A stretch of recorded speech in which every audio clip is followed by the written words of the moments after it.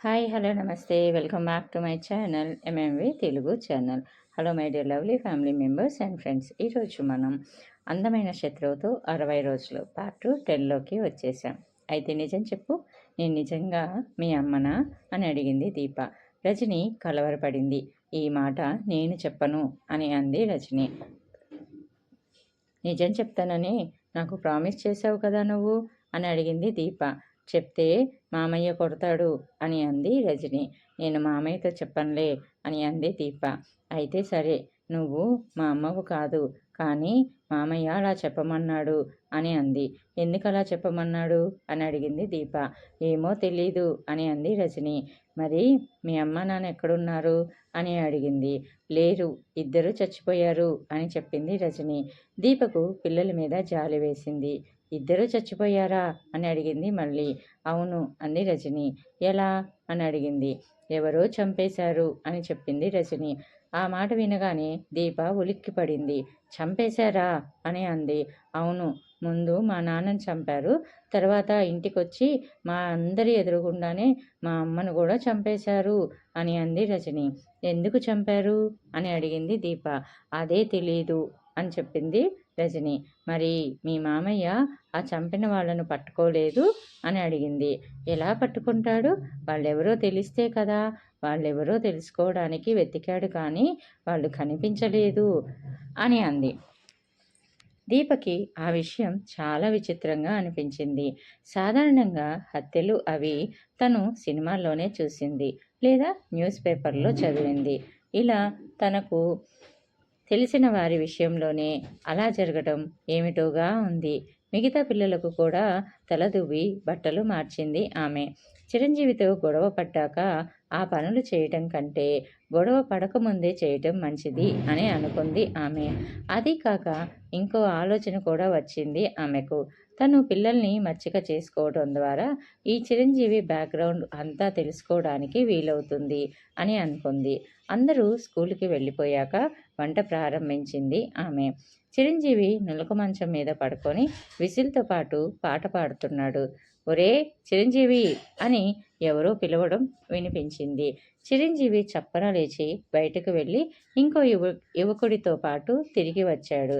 ఏమిట్రా సడన్గా మకం మార్చేశావు అని అడిగాడు. వెతకలేక చస్తున్నాననుకో. చివరికి నీ సామాన్ ఇక్కడికి తీసుకొచ్చిన రిక్షావాడిచ్చాడు ఈ అడ్రస్సు. ఎందుకు వచ్చేసావు ఇక్కడికి? అక్కడ బాకీలు పెరిగినాయనా అని అడిగాడు సత్య. ఆహాహా, అది కాదురా, ఇక్కడైతే సిటీకి దగ్గరగా ఉంటుందని అని అన్నాడు చిరంజీవి. అబ్బా ఏం పర్లేదులే, నా దగ్గర దాస్తావెందుకు అని అన్నాడు వచ్చినతను. పోలీసులతో స్మగుల్డ్ గూడ్స్ విషయంలో ఏమైనా గొడవ అయిందా అని అడిగాడు మళ్ళీ అతనే. కాదురా అని చెప్తుంటే వినవేం, సిటీకి దగ్గరగా ఉంటుందని అని అన్నాడు. అలా అని పోలీసులకి చెప్తావులేరా, అసలు సంగతి ఏమిటో చెప్పు అంటూ ఓ మూల వంట చేస్తున్న దీపను చూసి ఆశ్చర్యపోయాడు అతను. అడ్డెడెడెడే, ఆ మూలెవరు? ఏదో టెంపరీ కేసును తీసుకొచ్చినట్లున్నావే అంటూ దీప వైపు నడిచాడు అతను. చిరంజీవి అతనిని బలవంతంగా వెనక్కు లాక్కొచ్చాడు. నా పెళ్ళాం అన్నాడు పొడిగా. అతను ఆశ్చర్యపోయాడు. నీ పెళ్ళామా అని అన్నాడు. అవును అని అనగానే, నిజం పెళ్ళామా అని అడిగాడు వచ్చిన అతను. అవును అని చెప్పాడు అతను. కానీ నీకు పెళ్ళెప్పుడైంది అసలు అని అడిగాడు. చాలా రోజులైంది అని అన్నాడు. చాలా రోజులు ఎక్కడైందిరా, ఈ ఇంటికి వచ్చే వరకు నువ్వు బ్రహ్మచారివే కదా అని అన్నాడు. అవునవును, ఇంటికి రాగానే చేసుకున్నాను అని అన్నాడు. అలాగా అని అన్నాడు వచ్చిన అతను. అవును అన్నాడు చిరంజీవి. ఎందుకంత సడన్గా చేసుకున్నావు అని మళ్ళీ అడిగాడు అతను. పరిస్థితులు అలా వచ్చినాయి, అర్జెంటుగా చేసుకోవాల్సి వచ్చింది అని అన్నాడు చిరంజీవి. అందుకు వచ్చిన అతను, నాకు అర్థమైందిలే, వాళ్ళ నాన్న కత్తి తీసుకొని వచ్చి ఉంటాడు. కత్తి కావాలా తాళి కావాలా అని అడిగి ఉంటాడు. నువ్వు తాళిని ఎన్నుకున్నావు అంతేనా అని అన్నాడు. ఇంచుమించు అంతే అని అన్నాడు చిరంజీవి. అందుకే ఇలాంటి కేసుల విషయంలో జాగ్రత్తగా ఉండాలిరా. ఎవడెవడితోనో తిరుగుతారు, ఆఖర్లో పలకరించినందుకు మన మెడకు చుట్టుకుపోతారు అని అన్నాడు. ఆ మాటలు వినేసరికి దీపకు కోపం ముంచుకొచ్చింది. చివాలన లేచి వాళ్ళ దగ్గరకు వచ్చింది. ఏయ్ మిస్టర్, ఏమిటి వాగుతున్నావు అంది ఆవేశంగా. సత్యం ఆమె వైపు నిర్లక్ష్యంగా చూశాడు. ఉన్నమాటంటే ఉన్నమాటంటే ఉలికెక్కువని మాకు తెలుసులే అని అన్నాడు. అంతే. అతని చెంప చొల్లుమంది. ఆ దెబ్బకి సత్యం అదిరిపడ్డాడు. ఏమిటి గురు, మీ కేసు కొంచెం మెంటల్లాగుంది అన్నాడు చెంప పట్టుకొని. కొంచెమేం కర్మ, పూర్తిగా మెంటల్ అని అన్నాడు. అలాగా, మరి చెప్పమేం అని అన్నాడు. ఈసారి చిరంజీవి చెంప కూడా చెల్లుమంది. చిరంజీవి ఆ ఫోర్స్కి కింద పడబోయి కష్టం మీద తట్టుకున్నాడు. అమ్మ నీ అమ్మ, నిన్నే వాయిచ్చేస్తుంది, మరీ డేంజరస్ మెంటల్లాగుంది అని అన్నాడు. అతని మాట పూర్తి కాకుండానే గాల్లోకి ఎగిరి అతని ఛాతి మీద తన్నింది ఆమె. సత్యం కింద పడి దొర్లిపోయాడు ఆ దెబ్బకి. అతనికి కళ్ళు తిరిగినట్లు అనిపించింది. చిరంజీవి చప్పున దీప చేయి పట్టుకోపోయాడు. కానీ అప్పటికే కొంచెం ఆలస్యం అయిపోయింది. అతని మెడ మీద తగిలింది ఆమె కాలు. అతను కూడా అప్పుడే కింద నుంచి నిలబడుతున్న సత్యం మీద పడిపోయాడు. దాంతో ఇద్దరూ మళ్ళీ కింద పడ్డారు.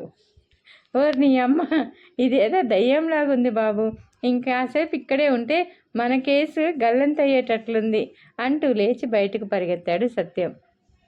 ఒరే ఆగరా సత్యం అంటూ అతని వెనుక బయట వరకు వెళ్ళాడు చిరంజీవి. కానీ సత్యం వినిపించుకోలేదు.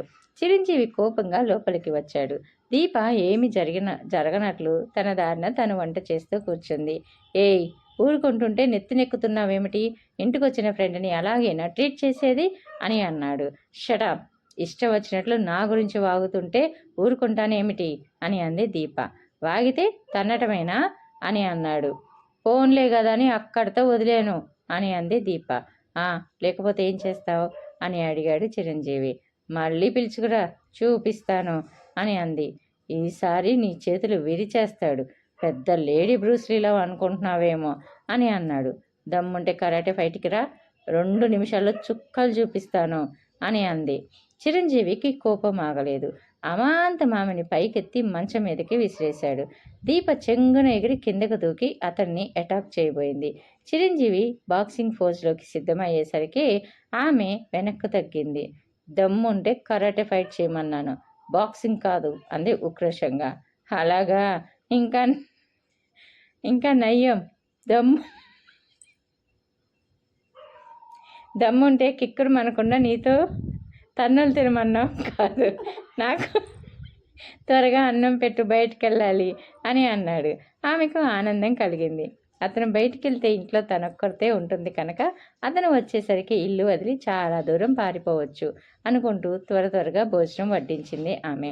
చిరంజీవి ఆ భోజనం తినలేక గొనుక్కుంటూనే తిన్నాడు. అతను త్వరగా రెడీ అయ్యి బయటకు వెళ్ళబోతూ ఆమె వైపు చూశాడు. నేను తిరిగి వచ్చేసరికి సాయంత్రం అవుతుంది, జాగ్రత్తగా ఇల్లు కనిపెట్టుకొని ఉండు, తెలిసిందా అని అన్నాడు. ఆమె తలూపింది. అతను బయటికి నడిచాడు. త్వరగా తల దూకొని చెప్పులు వేసుకొని తను బయలుదేరింది దీప. ఇంతకంటే మంచి అవకాశం దొరకదు తనకు పారిపోవడానికి అనుకుంటూ అలా 4 అడుగులు వేసేసరికి చుట్టుపక్కలున్న పాకల్లోని ఆడాళ్ళు అడ్డొచ్చారు. ఏమిటి సంగతి, పారిపోదామనేనా అని అడిగింది ఒక ఆమె. ఆ మాటకి దీప గాబరా పడిపోయింది. నేనెందుకు పారిపోతాను, నాకేం పని పారిపోవడానికి అని అంది దీప బింకంగా. అలాగా, ఏం పనిలేంది మరి ఎక్కడికి బయలుదేరినట్లు అని అడిగింది ఇంకొక ఆమె. మార్కెట్కి వెళ్ళాలి చెప్పింది. ఓహో, మార్కెట్కా, ఎందుకు వెళ్తున్నట్లు అని అడిగారు ఇంకొకళ్ళు. ఇంట్లోకి కొన్ని వస్తువులు కొనుక్కురావాలి అని అంది దీప. అబ్బా, ఇల్లంటే చాలా ఇష్టం ఉన్నట్లుందే, కొనటానికి డబ్బులు తీసుకెళ్తున్నావా మరి అని అడిగింది. వాళ్ళందరూ అలా అడిగేటప్పటికీ ఆమె కంగారు పడిపోయింది. తన దగ్గర ఒక్క పైసా కూడా లేదు. డబ్బులు లేకుండా ఎలా వెళ్తాను అంది బింకంగా. ఎంతుందో చూపించు అని అన్నారు వాళ్ళు. దీపకు కోపం, ఉక్రోషం 2 వచ్చినాయి. నేను చూపించను, నా విషయాలు మీకెందుకు, అసలు మీ సంగతి మీరు చూసుకోండి అనేసి ముందుకు నడవబోయింది. అమ్మ పాపం ఆసే, నువ్వు ఇలాంటి టెక్కులు పోతావని నీ సంగతి మాకు చెప్పాడు చిరంజీవి. ఇక్కడి నుంచి ముందుకు కదిలేవంటే కాళ్ళు విరక్కొడతావు అని ఇంకొక ఆమె ముందుకు వచ్చింది. దీపకు చిరంజీవి మెడ పిసికి చంపేయాలన్నంత కోపం వచ్చింది. తనను దొంగలాగా చేసేశాడు ఆ చుట్టుపక్కల అందరిలోనూ అనేసి అనుకుంది. వెళ్ళెళ్ళు, ఇంకా చూస్తావేమిటి అని ఎవరో అంటున్నారు. అందరూ గొల్లు అన్నారు. ఇక దీప వెనక్కు తిరిగి ఇంట్లోకి వచ్చేసింది. సాలెగూటిలో ఇరుక్కొన్నట్లు అనిపిస్తుంది ఆమెకి. ఇక్కడి నుంచి బయటపడటం అంత తేలికేం కాదు అని ఆలోచిస్తూ మంచం మీద వాలిపోయింది. తను ఎలాగైనా తనకు ఆయాగా పనిచేసిన పద్మ ఇంటికి వెళ్ళాలి. పద్మను కలుసుకుంటే కానీ తన ఇంటి సంగతులు తెలియవు అని అనుకుంది. తన గురించి వాళ్ళేమనుకుంటుంది, తన కోసం ఏమేం ప్లాన్లు వేస్తుంది అన్నీ ఆమెకు తప్పకుండా తెలుస్తాయి. ఈ చిరంజీవిని వాళ్ళే వినియోగించారా, లేక అతని వెనుక ఈ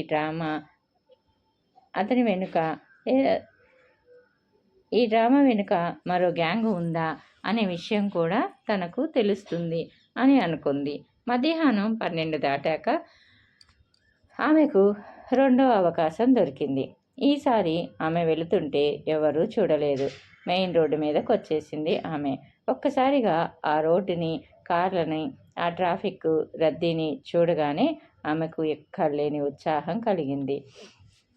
అబ్బా, ఎన్ని రోజులైంది తన అందమైన ప్రపంచానికి దూరమయ్యి అని అనుకుంది. పద్మ ఇల్లు జూబ్లీ హిల్స్ దగ్గర స్లమ్ ఏరియాలో ఉంది. ఓసారి తను షాపింగ్కి వెళ్తుంటే చూపించింది ఆమె.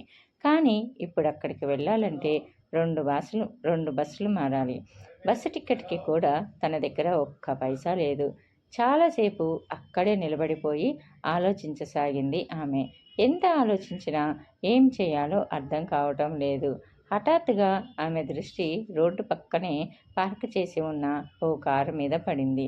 ఆ కార్ని ఆనుకొని బయట నిలబడిన ఓ అందమైన అమ్మాయితో మాట్లాడుతున్నాడో ఓ యువకుడు. ఆ కారు అతనిదే అన్న విషయం అర్థమైపోయింది దీపకు. కారుకి సమీపంగా చేరుకొని నిలబడింది ఆమె. అతను ఆ యువతితో తన్మయత్వంతో మాట్లాడుతున్నాడు. ఐఎమ్ సారీ నీలు, ఆ రోజు మనిద్దరం బార్లో ఉండగా కనిపించి నన్ను పలకరించిన అమ్మాయి నిజంగా ఎవరో నాకు తెలీదు, ప్రామిస్ అని అన్నాడు ఆ అబ్బాయి. అవునా, అయితే మరి ఆ అమ్మాయి హాయ్ అంటే నువ్వు హాయ్ అని ఎందుకన్నావు అని అడిగింది అమ్మాయి. అనకపోతే బాగుండదని అన్నాను అంతే, ప్రామిస్ అన్నాడు అబ్బాయి. నీకు ఆ అమ్మాయికి పరిచయం లేకపోతే మరి ఆ అమ్మాయి ఆ బార్లో ఉన్న వారందరినీ వదిలి నిన్నొక్కడిని ఎందుకు పలకరించింది అని అడిగింది నీలు. ఎందుకంటే ఆ అమ్మాయిని రాజేష్ గారు ఫ్లాట్ చేశాడు అని అంది. ఈ రాజేష్ ఎవరు అని అడిగింది నీలు. ముఖేష్ ఫ్రెండ్ చెప్పాడు. అతను ఆ అమ్మాయిని ఎందుకు నాటకం ఆడించాడు అని అడిగింది. మన ఇద్దరి మధ్య గొడవలు క్రియేట్ చేయడానికి చెప్పాడు అతను.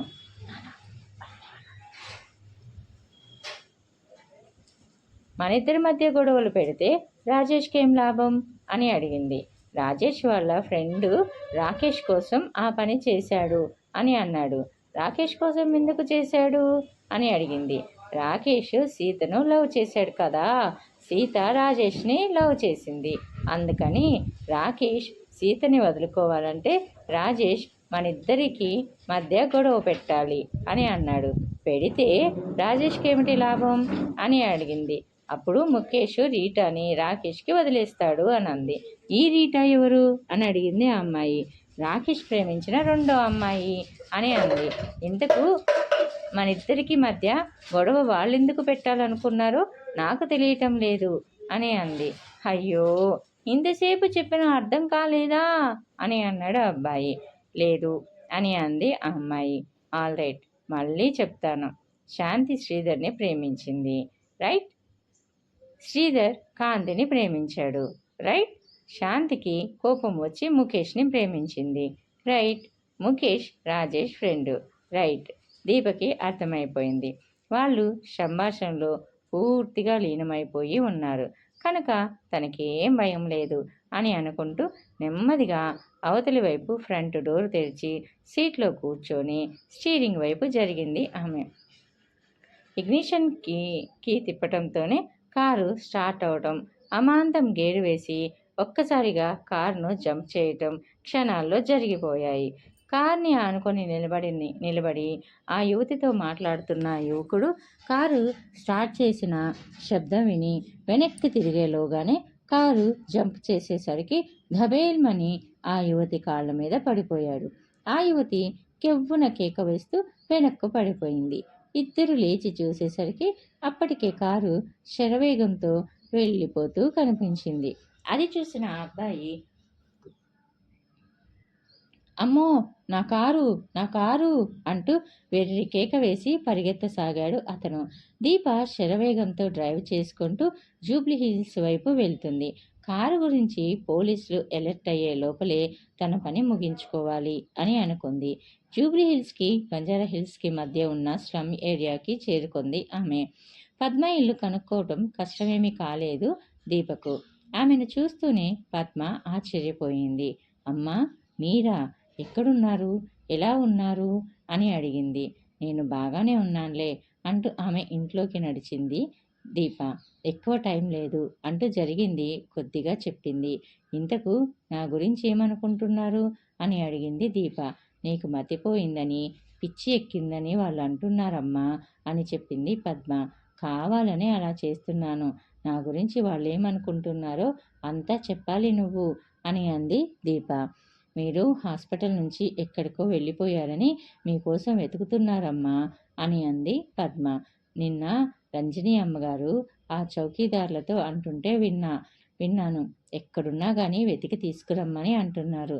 ఎంత డబ్బు ఖర్చయినా కానీ మిమ్మల్ని కనుక్కోవటం ముఖ్యం అని చెప్పారు. నేను లోపల దేవుడికి మొక్కుకున్నానమ్మా, మీరు దొరకకూడదని అని అంటుంటే ఆమె కళ్ళల్లో నీళ్లు సుడులు తిరిగినాయి. అది చూసి దీపకు దుఃఖం ఆగలేదు. తనకు ఊహ తెలిసిన దగ్గర నుంచి తన బాగుగోగులన్నీ చూసుకున్న మనిషి పద్మ. కానీ తను ఆమెను ఎన్ని హింసలు పెట్టింది. ఆమె మీదకు కూర గిన్నెలు విసిరేయటం, ఆమె ఏమైనా చిన్న పొరపాటు చేసినా, ఆలస్యం చేసినా ఆమెను తిట్టడం, తన్నటం. అయినా కానీ ఆమె తన క్షేమం కోసం దేవుణ్ణి ప్రార్థిస్తుంది అని దీప మనసంతా పశ్చాత్తాపంతో నిండిపోతుంది. దీపమ్మ, నువ్వెక్కడున్నావో నాకు తెలియదు కానీ క్షేమంగా ఉండమ్మా. ఇప్పట్లో నువ్వు వాళ్ళ కంట పడకూడదమ్మా. కనపడితే నిన్ను చంపేస్తారు అని చెప్పింది పద్మ. సరే, ఇక నేను వెళ్తాను. నేను కనిపించిన విషయం ఎవరికీ చెప్పకు అని చెప్పింది దీప పద్మతో. అందుకు పద్మ అలాగేనమ్మా అని అంది. అప్పుడప్పుడు నీ దగ్గరకు వస్తుంటానే, అక్కడ జరిగేవన్నీ జాగ్రత్తగా కనిపెడుతుండు అని అంది దీప. అందుకు పద్మ సరే అలాగేనమ్మా అని అంది. దీప బయటకు వచ్చేసింది. కారు మళ్ళీ చిరంజీవి ఇంటి వైపు వెళ్తుంటే సరిగ్గా అప్పుడే స్కూల్ వదలడంతో పిల్లలంతా రోడ్డు మీదకి వచ్చేశారు పరుగుతో. కారు నెమ్మదిగా నడుపుతుంటే చూశారు రజని, సీను, రాజు, భాను. అమ్మా, ఆశ్చర్యంగా అరిచారు అందరూ. దీపకేం చెయ్యాలో అర్థం కాలేదు. బ్రేక్ వేసి కారు ఆపేసింది. రండి, ఇంటికెళ్దాం అంది డోర్ తెరుస్తూ. అందరూ ఆనందాశ్చర్యాలతో ఆమె వంక, కారు వంక చూస్తూ కారెక్కారు. అమ్మా, ఈ కారెక్కడిది అని ఈ కారెక్కడిది నీకు డ్రైవింగ్ వచ్చా అని అడిగారు. నాన్నలాగా నువ్వు ఫాస్ట్గా డ్రైవ్ చేయగలవా అని అడిగారు. ఈ కారు మా ఫ్రెండ్ది.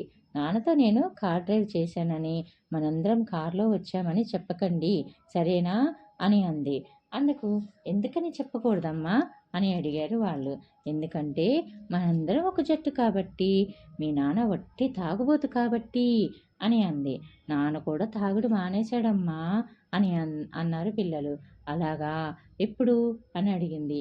అదే, మేమందరం ఇంట్లో అన్నం లేక సినిమా హాల్ దగ్గర బ్లాక్లో టిక్కెట్లు అమ్ముతూ పట్టుపడ్డప్పుడు అని అంది. తాగుడు నిజంగా మానేశారా అని అడిగింది దీప. అవునమ్మా, మళ్ళీ ఇంతవరకు తాగలేదు అని చెప్పారు పిల్లలు. అవును, మీ నాన్న ఏ ఉద్యోగం చేస్తాడు అని అడిగింది దీప. టూరిస్ట్ కార్ డ్రైవరు అని చెప్పింది. ఆ మాట చెప్పగానే చటుక్కున అతనెవరో తెలిసిపోయింది ఆమెకు. అతన్ని తను ఆ రోజు ఢిల్లీ నుంచి ఫ్లైట్లో వచ్చి నాగార్జున సాగర్ వెళ్ళేప్పుడు చూసింది. అతను డోర్ తెరిచి పట్టుకోలేదని మోకాల మీద కరాటే కిక్ ఇచ్చింది. ఆ తర్వాత అతని డ్రైవింగ్కి చిరాకు పడి అతన్ని అడవిలో వదిలేసి స్పీడ్గా కారు నడుపుతూ యాక్సిడెంట్ చేసి ఆ నేరమంతా అతని మీదకు నెట్టేసి తన దారిన తాను వెళ్ళిపోయింది. యాక్సిడెంట్ చేసి అతను పారిపోయాడని స్టేట్మెంట్ ఇచ్చింది. ఆమెకు అమితమైన ఆశ్చర్యంగా ఉంది. అతనేనా ఇతను అని అనుకుంది. కానీ మరిప్పుడు ఈ అవతారం ఏమిటి? అప్పటికే ఇతను శ్రీరంజని గ్రూప్లో ఉన్నాడా? ఒకవేళ తనను అప్పటి నుంచే చంపించటానికి ప్లాన్ జరిగిందా అని ఆలోచిస్తుంది. కారు వాళ్ళ ఇంటి దగ్గర మెయిన్ రోడ్డుకి చేరుకుంది. దిగండి అంది ఆమె. అందరూ కారు దిగారు. పదండి ఇంటికెళ్ళిపోదాం అని అంది. మరి మీ ఫ్రెండ్కి ఇవ్వలేదేం కారు అని అడిగారు. మా ఫ్రెండ్ కాసేపు ఆగవచ్చి తీసుకుంటుందిలే అని చెప్పింది దీప. వాళ్ళకేమీ అర్థం కాలేదు. అందరూ ఇల్లు చేరుకున్నారు. ఇంటి దగ్గర ఓ వ్యక్తి ఎదురు చూస్తూ కూర్చొని ఉన్నాడు వీళ్ళ కోసం. నువ్వేనా చిరంజీవి పెళ్ళానివి అని అడిగాడు అతను. పెళ్ళామన్నా అంటే మొహం పగిలిపోతుంది, జాగ్రత్త అని అంది దీప. అతను ఆ మాటకి కంగారు పడ్డాడు. కాకపోతే కాదని చెప్పు, అలా నోటికొచ్చినట్లు కూస్తావెందుకు అని అన్నాడు. అందుకు దీప, నీకేం కావాలి అసలు అని అడిగింది. అందుకు అతను, ఒకసారి హాస్పిటల్కి రావాలి అని అన్నాడు. ఎందుకు అని అడిగింది. చిరంజీవికి యాక్సిడెంట్ అయ్యింది అని చెప్పాడు అతను. దీప ఆశ్చర్యపోయింది. ఎప్పుడు అని అడిగింది. గంట క్రితం అని చెప్పాడు. దీపకు ఒక్కసారిగా అతని మీద కసి పెరిగిపోయింది. అంతే కావాలి అనుకుంది లోపల. కండిషన్ ఎలా ఉంది? సీరియసా అని అడిగింది. మంచి దెబ్బలే తగిలాయి, బ్రతకడం కష్టమే అని అన్నాడు. దీపకు మరింత ఆనందం కలిగించిందా విషయం. లేకపోతే తెగించి తనను పెళ్ళామంటాడా? పైగా తనను బానిసలాగా ఉపయోగించుకుంటాడా? ఇప్పుడు దిక్కులేని చావు చేస్తే తెలుస్తుంది అని అనుకుంది. అనుకుంటూనే, నేను రాను, నువ్వు పో అని అంది. దీప అలా అనగానే ఆ వ్యక్తి ముఖంలో కలవరపాటు కనిపించింది. అప్పటికే చుట్టుపక్కల గుడిసెల వాళ్ళక్కడ పోగయ్యారు. ఏమిటా కారుకుతలు? నువ్వు ఓ ఆడదానివేనంటే మొగుడు చావు బతుకుల్లో ఉంటే చూడ్డానికి వెళ్ళనంటావా అంది ఒక ఆమె. ఇది ఇంకెవరినో తగులుకొని పారిపోవాలని చూస్తుంది.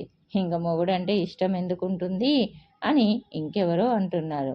ఒక్కొక్కరి మాటలు వింటుంటే దీపకు కోపం పాదరసంలా పెరిగిపోతుంది. ఏయ్, ఇంకొక్కసారి వాడిని నా మొగుడు అన్నారంటే నాలుక చీరేస్తాను అంది రోషంగా. అందరూ ఆ మాటలకి ఒకళ్ళు ముఖాలు చూసుకున్నారు. మళ్ళీ పిచ్చెక్కినట్లుంది అని అనుకున్నారు. ఎప్పుడు బాగుంటుందో, ఎప్పుడు పిచ్చెక్కుతుందో ఎవరికీ తెలీదు అని అనుకున్నారు. అంతలో ఇంకొక ఆమె మాట్లాడుతూ, మా ఊళ్ళోనూ అంతే, లక్ష్మి అని ఇలాగే చేసేది. చివరకు భూతాల డాక్టర్ని తీసుకొచ్చాక తెలిసింది అది పిచ్చి కాదు, భూతం అని ఇంకొక ఆమె అంటే, ఇది భూతమేనంటారా అని అడిగింది ఇంకొక ఆమె. మనిషి వాలకం చూస్తే తెలియటంలా అని అన్నారు. దీపకు నవ్వు, కోపం రెండూ వస్తున్నాయి. ఏయ్, మీరెక్కడి నుంచి పోతారా లేదా అంటూ ఇంటి ముందున్న కర్ర అందుకుంటూ అరిచింది ఆమె. అమ్మో, దెయ్యం విరుచుకుపడుతుంది, పరిగెత్తండి అని అన్నారు. అందరూ నెమ్మదిగా వెనక్కు నడిచి వాళ్ళ ఇళ్లల్లో దూరిపోయారు. పిల్లలు నెమ్మదిగా దీప చుట్టూ మూగారు. అమ్మా, పాపం నాన్న హాస్పిటల్లో ఉన్నాడు కదా, మేము చూడ్డానికి వెళ్తాం అంటూ భయంగా అడిగింది రజని. వాళ్ళందరి ముఖాల్లోనూ ఆవేదన కనపడుతుంది. పాపం ఎంత పెద్ద దెబ్బలు తగిలాయో ఏమో సీనుగాడంటున్నాడు. అందరి కళ్ళల్లోనూ క్షణాల్లో నీళ్లు తిరిగాయి. దీపకు వారిని చూస్తే జాలి వేసింది. సరే పదండి వెళ్దాం అంది ఆప్యాయంగా. అందరూ ఆ వ్యక్తితో పాటు బయలుదేరారు. మెయిన్ రోడ్డు మీద ఆగి ఉన్న ఓ కారు దగ్గరకు చేరుకున్నాడు అతను. కారులో కూర్చోండి, వెళ్దాం అని అన్నాడు అతను. కారు ఎవరిది అని అడిగింది దీప అతన్ని. మాదే అంటే నాదన్నమాట, కూర్చోండి అని అన్నాడు. పిల్లలందరూ కారులో కూర్చున్నారు. ఇంజన్ స్టార్ట్ చేశాడు అతను. గేర్ వేయబోతుండగా అంతవరకు గోడ పక్కన నిలబడ్డ ఇద్దరు లావుగా బలంగా ఉన్న వ్యక్తులు అమాంతం చెరోవైపు నుంచి బ్యాక్ డోర్ తెరుచుకొని కారులో కూర్చొని డోర్ మూసేశారు. కారు క్షణాల్లో వేగం అందుకుంది. దీపకు అనుమానం వచ్చేసింది. వాళ్ళ ముగ్గురు ముఖాలు గూండా ముఖాల్లాగే ఉన్నాయి. తన మీదకు వంగిపోయి కూర్చున్న అతన్ని బలంగా ఒక్క తోపు తోసింది దీప. ఏయ్, దూరంగా జరుగుతావా లేదా అని అంటూ. నోరు మూసుకోవే అంటూ ఆమె చెంప మీద బలంగా కొట్టాడు అతను. ఆ దెబ్బకు కళ్ళు తిరిగినట్లు అనిపించింది ఆమెకు. అప్పుడు వినిపించింది దూరం నుంచి చిరంజీవి కేక. దీపా, వాళ్ళను వదలకండి, వాళ్ళెవరో దొంగలు అని అన్నాడు.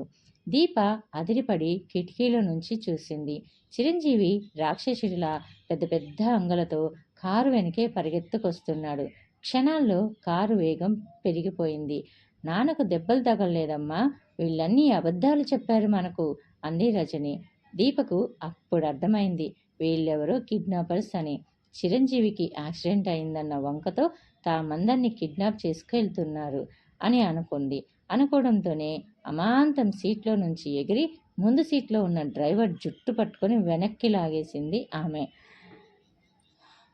అలా లాగటంతో చేతిలోకి అతని బోలెడు జుట్టు ఊడి రావడంతో డ్రైవర్ బాధ ఓడ్చుకోలేక బిగ్గరగా అరిచాడు. అదే సమయంలో పిస్టల్ తీసి పట్టుకున్న తన పక్కన వ్యక్తి కళ్ళల్లోకి సడన్గా 2 వేళ్లు గుచ్చింది ఆమె. వాడు కూడా వెర్రి కేక వేసి కళ్ళు మూసుకున్నాడు. ఆ కారు ఆ వేగంతో అదుపు తప్పి రోడ్డుకు అడ్డంగా పరిగెత్తి ఫుట్పాత్ని కొట్టుకుంది. అదే సమయంలో రెండో వ్యక్తి దీప నెత్తి మీద కొట్టాడు, గన్ వెనక్కి తిప్పి. అబ్బా అందామె నెత్తి పట్టుకుంటూ. అమాంతం వెనుక సీట్లోని వ్యక్తి ముందుకు దూకి స్టీరింగ్ ముందు కూర్చున్నాడు. దీపకు స్పృహ తప్పుతున్నట్టు తెలిసిపోతూనే ఉంది. ఏం జరుగుతుందో అర్థం కావటం లేదు. కారు అమాంతం వెనక్కి పరిగెత్తి ఫుట్పాత్ దిగి మళ్ళీ రోడ్డు మీద పరిగెత్తబోతుండగా చిరంజీవి కిటికీలో నుంచి డ్రైవ్ చేస్తున్న వ్యక్తి చొక్కా పట్టుకున్నాడు. కారు వేగం అందుకుంటుంటే చిరంజీవి కారుతో పాటు పరిగెత్తలేకపోతున్నాడు. అతన్ని ఈడ్చుకుంటూ వెళ్ళిపోతుంది కారు. గత్యంతరం లేక కారుని పట్టుకున్న రెండో చేతిని వదిలి స్టీరింగ్ని మళ్ళీ ఫుట్పాత్ వైపు తిప్పాడు చిరంజీవి. కారు మళ్ళీ ఫుట్పాత్ ఎక్కి ఎదురుగా ఉన్న ఫ్యాన్సీ స్టోర్ని ఢీకొట్టి ఆగిపోయింది. చిరంజీవి దూరంగా ఎగిరిపడ్డాడు ఆ దెబ్బకు. అతను తిరిగి లేచే లోపలే కారులో ఉన్న ముగ్గురు వ్యక్తులు పరిగెత్తి ఆ జనప్రవాహంలో కలిసిపోయారు.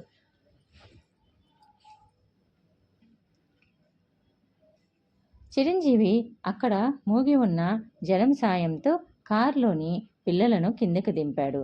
దీపకు అప్పటికే కళ్ళు మూతలు పడుతున్నాయి. ఎవరో ఆమె ముఖం మీద నీళ్లు కొట్టారు. ఆమె కళ్ళు నెమ్మదిగా తెరుచుకున్నాయి. ఎలా ఉంది? తలకు బాగా దెబ్బ తగిలిందా? అడిగాడు చిరంజీవి ఆతృతగా. ఆమె అవునన్నట్లు తల ఊపి నెమ్మదిగా లేచి నిలబడి చీర సరిచేసుకుంది. హాస్పిటల్కి వెళ్దామా అని అడిగాడు చిరంజీవి. వద్దు, ఇందాక కొంచెం కళ్ళు తిరిగినట్లు అనిపించింది అంతే అని అంది. అప్పటికప్పుడే ఆటోలో వారిని తీసుకొని ఇంటికి చేరుకున్నాడు అతను. జనమంతా ఇంటి చుట్టూ మోగిపోయారా విషయం తెలిసి. చూశావా, భగవంతుడే దాన్ని తిక్క వదిలించాడు, లేకపోతే మొగుడిని చావని అంటుందా అని అన్నారు. దెబ్బకు దెయ్యం వదిలిపోయి ఉంటుంది అని అంటున్న వాళ్ళ మాటలు వింటుంటే సహనం నశించిపోతుంది దీపకు. అమాంతం లేచి మూల ఉన్న చీపురు కట్ట తీసుకుంది. బయటకు పోతారా లేదా అని అంది వాళ్ళ మీదకు నడుస్తూ. నేను చెప్పలా, దెయ్యం అంత తేలిగ్గా వదులుతుందా అంటూ బయటకు పరిగెత్తారు అందరూ. చిరంజీవి ఆమె చేతిలోని చీపురు కట్ట లాక్కొని విసిరేశాడు. తర్వాత ఏం జరిగింది అనేది తెలుసుకోవాలి అంటే నెక్స్ట్ ఎపిసోడ్ వరకు వెయిట్ చేయండి. అలానే నా ఛానల్ని సబ్స్క్రైబ్ చేసుకొని మీ అమూల్యమైన సపోర్ట్ని నాకు తెలియచేయండి.